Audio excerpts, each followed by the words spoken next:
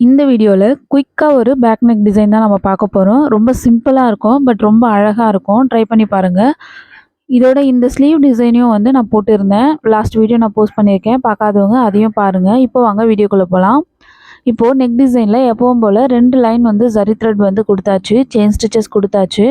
அதுக்கு அடுத்த லைன் ஒரு லைன் வந்து நான் சுகர் பீட்ஸ் குடுத்துக்கிறேன். சுகர் பீட்ஸ் லைன் முடிஞ்சதும் 3 mm ரவுண்ட் பீட்ஸ் வந்து ஒரு லைன் குடுக்குறேன். இது ரொம்ப சிம்பிளான டிசைன்ன்றதுனால பேட்டர்ன் போடும்பொழுதே வந்து நெக் டிசைன் மட்டும் தான் வந்து நான் ட்ரா பண்ணி வச்சுருக்கேன். டிசைன் எக்ஸ்ட்ராவா எதுவும் நான் ட்ரா பண்ணல. இப்போ இந்த 3 mm ரவுண்ட் பீட்ஸ் முடிஞ்சிடுச்சு. மறுபடியும் நெக்ஸ்ட் ஒரு லைன் வந்து சுகர் பீட்ஸ் குடுத்துக்கலாம். சுகர் பீட்ஸ் கொடுக்கும்போது பிகினர்ஸ்லாம் வந்து சீக்கிரம் முடிக்கணுன்றதுக்காக ஒரு 3 to 4 பீட்ஸ் ஒன்றா வச்சு நீங்கள் ஸ்டிச் பண்ணுறது, இந்த மாதிரிலாம் வந்து நீங்கள் பண்ணவே கூடாது. நீங்கள் 2 பீடாக கொடுத்து ஸ்டிச் பண்ணால் மட்டும்தான் உங்களுக்கு அதோட அவுட் ஃபினிஷிங் வந்து நல்லாயிருக்கும்.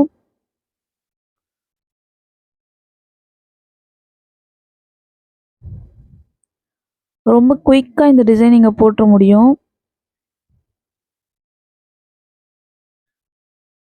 இப்போ இந்த லைனை நம்ம முடிச்சாச்சு. இதுக்கு அடுத்தது ஒரு லைன் என்ன பண்ண போகிறேன் அப்படின்னா, ஸ்டோன் செயின் வந்து நான் ஒட்ட போகிறேன்.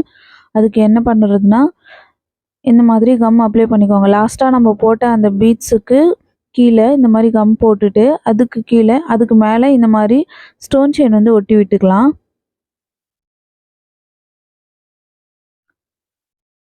கரெக்டாக எந்த அளவுக்கு தேவையோ அந்த அளவுக்கு எடுத்துட்டு, கட் பண்ணி எடுத்துட்டு, கொஞ்சம் ட்ரை ஆகட்டும். அது ட்ரை ஆகுற அந்த கேப்பில் அது பக்கத்துலேயே மறுபடியும் இன்னும் ஒரு லைன் வந்து சுகர் பீட்ஸ் கொடுத்துக்கலாம். ஸ்டோன் செயின் வந்து நீங்கள் கம் போட்டு ஒட்டிட்டு அதுக்கு மேலே ஸ்டிச்சஸ் போட்டிங்க அப்படின்னா கண்டிப்பாக உங்களுக்கு பார்க்குறதுக்கு அந்த நீட்டாக ஒரே மாதிரி இருக்கும். நீங்கள் கம் போடாமல் ஸ்ட்ரெயிட்டாக ஸ்டிச்சஸ் போடுறதா இருந்தாலும் போடலாம். கம் போட்டு போடும்போது பிகினர்ஸ்க்கு கண்டிப்பாக ரொம்ப நீட்டான ஒரு ஃபினிஷிங் கிடைக்கும். இப்போ இந்த லைனே முடிச்சாச்சு. இப்போ நெக்ஸ்ட் வந்து நான் கிளிப் ஸ்டோன்ஸ் வந்து நான் ஒட்ட போகிறேன். அதுக்கு என்ன பண்ணுறேன்னா 1 inch கேப்பில் நம்ம அந்த நெக்கை சுற்றி வந்து நான் மார்க் பண்ணிக்கிறேன். எப்போவுமே நீங்கள் மார்க் பண்ணும்போது சென்டர் பாயிண்ட்லேருந்து தான் நீங்கள் மார்க் பண்ண ஸ்டார்ட் பண்ணணும். இந்த மாதிரி ஸ்டார்டிங்லேருந்தே நீங்கள் பண்ணீங்க அப்படின்னா சென்டர் பாயிண்ட் உங்களுக்கு கரெக்டாக வராது. இந்த சென்டர் பாயிண்ட்லேருந்து தான் லெஃப்ட் சைட் முடிச்சாச்சு. இப்போ ரைட் சைட்லேயும் போட்டுக்கலாம்.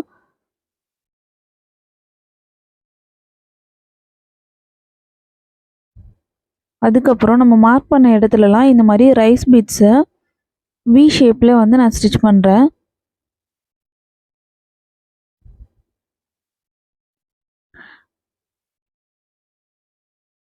இதையும் நம்ம ஸ்டிச் பண்ணியாச்சு. இப்போ நம்ம வி ஷேப்பில் ஸ்டிச் பண்ணோம் இல்லையா, அதே மாதிரி எங்கெங்கெல்லாம் இப்போ டாட் வச்சுருக்கேன் இல்லையா, அந்த இடத்துலலாம் வந்து நான் புட்டாஸ் போட போகிறேன். அதுலேயும் வந்து அதே மாதிரி தான் போட போகிறேன். இதோட சென்டர் பாயிண்ட் மார்க் பண்ணி அங்கே ஒரு டாட் வச்சுருக்கேன். அதை பேஸ் பண்ணி எங்கெங்கெல்லாம் நமக்கு தேவையோ அங்கெல்லாம் நம்ம டாட் வச்சுக்கலாம்.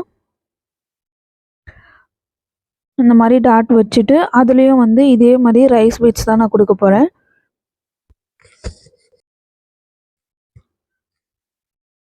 ரைஸ் பீட்ஸ் ஏன் இந்த மாதிரி கொடுக்குறேன் அப்படின்னா, இதுக்கு நடுவில் தான் நம்ம அந்த கிளிப் ஸ்டோன் வந்து ஒட்ட போகிறோம். அது ஒட்டும்போது அது ஒரு ஃப்ளவர் மாதிரி பார்க்க தெரியும்.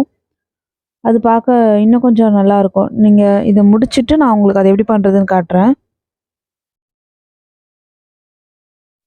இந்த மாதிரி எங்கெல்லாம் டாட் வச்சுருக்குறோமோ அங்கே எல்லா இடத்துலையும் இந்த ரைஸ் பீட்ஸ் கொடுத்து முடிச்சிடலாம். இப்போ நான் முடிச்சிட்டேன். நெக்ஸ்ட்டு இந்த மாதிரி கம் போட்டுட்டு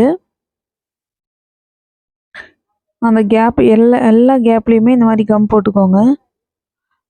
கம் போட்டுட்டு இந்த மாதிரி ஸ்கொயர் ஷேப்பில் இருக்கிறத அந்த 2 பீட்ஸ்க்கும் சென்டரில் வர மாதிரி இப்படி ஒட்டி விடுங்க. 2 ரைஸ் பீட்ஸுக்கும் நடுவில் இந்த கிளிப் ஸ்டோன் வந்து வரணும். அந்த மாதிரி ஒட்டி விடுங்க.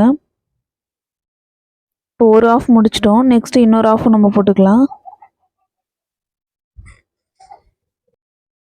அதுக்கப்புறம் இந்த புட்டாஸ்க்கு நடுவுலையும் கம் போட்டுட்டு அங்கேயும் இதே மாதிரி நம்ம ஸ்டோன் ஒட்டிக்கலாம்.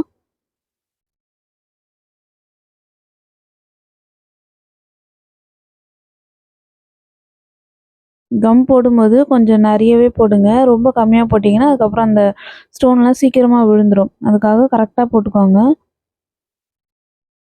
அவ்வளோதான். ரொம்ப ஈஸியான ஒரு பேக் நெக் டிசைன் வந்து நம்ம பண்ணிட்டோம். ரொம்ப குயிக்கா நீங்க இத போட முடியும். ஆனா பார்க்க ரொம்ப அழகா இருக்கும். கண்டிப்பா பிகினர்ஸ் நீங்க ட்ரை பண்ணி பாருங்க. இந்த ப்ளவுஸோட ஸ்லீவ் டிசைனும் வந்து நான் போஸ்ட் பண்ணியிருந்தேன். கஸ்டமர் ரொம்ப ஹேப்பியா இருந்தாங்க. அவங்களோட ஃபீட்பேக்கையும் நான் ஷேர் பண்ணியிருந்தேன். பார்க்காதவங்க ஷார்ட்ஸில அது குடுத்துருந்தேன். அதையும் பாருங்க. அந்த ஸ்லீவ் எப்படி டிசைன் பண்ணேன்றதையும் வீடியோவா போட்டிருக்கேன். லாங் வீடியோஸ்ல அது இருக்கும். அந்த வீடியோவும் மறக்காம பாருங்க. இதே மாதிரி நெறைய வீடியோஸ் நீங்க பார்க்கணுன்னா, மறக்காம சேனல சப்ஸ்கிரைப் பண்ணிக்கோங்க. உங்க ஃப்ரெண்ட்ஸோட ஷேர் பண்ணிக்கோங்க. இதுதான் அந்த ஸ்லீவ் டிசைன். ரொம்ப சிம்பிளா கஸ்டமர் சிம்பிளா கேட்டிருந்தாங்க. அதுவும் ஒரு 3 டேஸ்ல வந்து போடுற மாதிரி ஒரு டிசைன் தான் இது. கண்டிப்பா உங்களால போட முடியும். குயிக்கா ஒரு டிசைன் நீங்க போட்டு முடிக்கணும், ஆரி ஒர்க் போடணும். ஆனா அழகாவும் இருக்கணும்னா, இந்த டிசைன் நீங்க கண்டிப்பா செலக்ட் பண்ணலாம். இதோட ஃப்ரண்ட் நெக் வந்து இந்த மாதிரி தான் நான் பண்ணியிருந்தேன். பேக் நெக் எப்படி பண்ணமோ, அதே மாதிரி தான் இந்த ஃப்ரண்ட் நெக்கும் நான் வந்து ஃபினிஷ் பண்ணியிருந்தேன். கண்டிப்பா உங்களுக்கு இந்த வீடியோ பிடிச்சிருக்கும்னு நெனைக்கிறேன். பிடிச்சிருந்தா மறக்காம சேனல சப்ஸ்கிரைப் பண்ணிக்கோங்க. அதுக்கப்புறம் ஆரி கார்ட் ஃபிக்ஸ் பண்ணுறதுல ஒரு சின்ன டிப் உங்களுக்கு சொல்கிறேன். ஆல்ரெடி இந்த டிப்ஸ் நான் சொல்லியிருந்தேன். பார்க்காதவங்க இந்த வீடியோவில் பாருங்கள். என்ன அப்படின்னா, கார்ட் ஃபிக்ஸ் பண்ணும்போது இந்த மாதிரி லாஸ்ட்டில் ஒரு கட்டையும், இந்த சைடில் ஒரு கட்டையும் நம்ம கட்டுவோம் இல்லையா? அது இல்லாமல் எக்ஸ்ட்ராவாக இந்த மாதிரி சைடில் இந்த லாஸ்ட் கட்டைக்கு பக்கத்துலேயே நான் ஒரு கட்டை கட்டியிருக்கேன். எதுக்காக அப்படின்னா, இந்த மாதிரி சைடு கட்டையோட நம்ம ப்ளவுஸ் பீட்டை ஜாயின் பண்ணுறதுக்கு நூல் இழுத்து கட்டும்பொழுது, இந்த ஒரு சைடில் கம்மியாக கேப் இருக்கும். இன்னொரு பக்கம் வந்து கிளாத்து கம்மியாக இருக்கிறதுனால லென்த் வந்து நமக்கு அதிகமா இருக்கும். இங்கேருந்து இவ்வளோ தூரத்துக்கு நம்ம நூல் இழுத்து இழுத்து கட்ட வேண்டியதா இருக்கும். கேப் ரொம்ப அதிகமா இருக்கிறதுனால நூலும் அதிகமா இருக்கும். நமக்கு சீக்கிரமா பண்ண முடியாது. சிக்கு விழும். அதனால நான் என்ன பண்ணியிருக்கேன் அப்படின்னா, இந்த கிளாத்த ஒட்டுனா மாதிரியே இன்னொரு கட்டைய வச்சு, இந்த மாரி டேக் வச்சு டைட் பண்ணிட்டேன். சிம்பிளா அந்த கட்டைய வச்சு ஒரு டேக் வச்சு இப்படி இந்த மாரி டைட் பண்றதுக்கு ஒரு டேக் இருக்கும் இல்லையா? இந்த டேக்க வச்சு நான் அப்படியே டைட் பண்ணிட்டேன். இந்த பக்கம் எப்படி நான் டைட் பண்ணனோ, அதே மாதிரி இதோட ஆப்போசிட் சைட்லயும் வந்து நான் டைட் பண்ணிட்டேன். இது நல்லா டைட்டா பிடிச்சுக்கும். இதுக்கப்புறம் நெறைய முடிச்சு போடணும், கயிறு கட்டணும் அந்த மாரி அவசியம் இல்ல. இந்த டேக் மட்டும் இருந்தா, இந்த மாரி 2 இடத்துலயும் நீங்க டேக் பண்ணிட்டீங்கன்னா போதும். பண்ணிட்டு, அதுக்கப்புறம் எப்பவும் போல நீங்க த்ரெட் வச்சு நீங்க இழுத்து இந்த கட்டிலேயே கட்டிக்கலாம். இவ்வளோ தூரம் இழுத்து கட்டணும்னு சொல்லி நமக்கு அவசியம் இல்ல.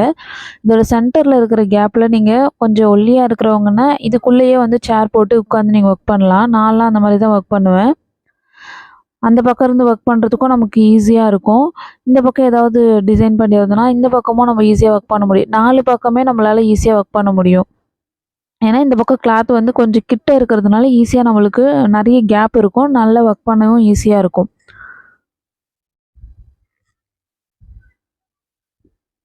கண்டிப்பா இந்த வீடியோ வந்து உங்களுக்கு ரொம்ப யூஸ்ஃபுல்லா இருக்கும். நீங்க கார்ட் வந்து யூஸ் பண்ணியிருந்தீங்களா, உங்களுக்கு இந்த டிப்ஸ் வந்து ரொம்ப யூஸ்ஃபுல்லா இருக்கும். அதே மாதிரி ஆரி கார்ட்ல ஒர்க் பண்றவங்க வந்து கீழ வந்து இந்த அயர்ன் ஸ்டாண்ட்லாம் போட்டு ஒர்க் பண்ணீங்க அப்படின்னா, குட்டி பசங்க இருக்கிற வீட்ல கண்டிப்பா ஒர்க் பண்றது ரொம்ப கஷ்டமா இருக்கும். அதுக்காக தான் இந்த மாதிரி ஹைட்டா வச்சுட்டு, ஹைஃபை ஸ்டாண்ட்லாம் வாங்க முடியாதுன்றதுனால, இந்த மாதிரி 4 பக்கமும் 4 சேர் வச்சுட்டேன். 4 சேர் வச்சு, ஆல்ரெடி நான் ஒர்க் பண்றதுக்கு யூஸ் பண்ணிட்டு இருந்த அந்த ஸ்டூல் எடுத்து அதுக்கு மேல வச்சுட்டு, அதுக்கு மேல ஆரி கார்ட் வந்து வச்சுருவேன். இப்படி ஒர்க் பண்ணும்போது, நான் சேர்ல உட்காந்து தான் நான் வந்து ஒர்க் பண்ணுவேன். நமக்கு பேக் பெயின் இருக்காது, நெக் பெயின் இருக்காது. எதுவுமே அந்த அளவுக்கு இருக்கும். அந்த அளவுக்கு நம்ம கீழ உட்காந்து ஒர்க் பண்ற அளவுக்கு இருக்காது. கண்டிப்பா இது உங்களுக்கு ரொம்ப யூஸ்ஃபுல்லா இருக்கும். நீங்க ட்ரை பண்ணி பாருங்க. இந்த வீடியோ உங்களுக்கு பிடிச்சிருந்தா மறக்காம சேனல சப்ஸ்கிரைப் பண்ணிக்கோங்க. உங்க ஃப்ரெண்ட்ஸோட ஷேர் பண்ணிக்கோங்க. தேங்க்ஸ் ஃபார் வாட்சிங்.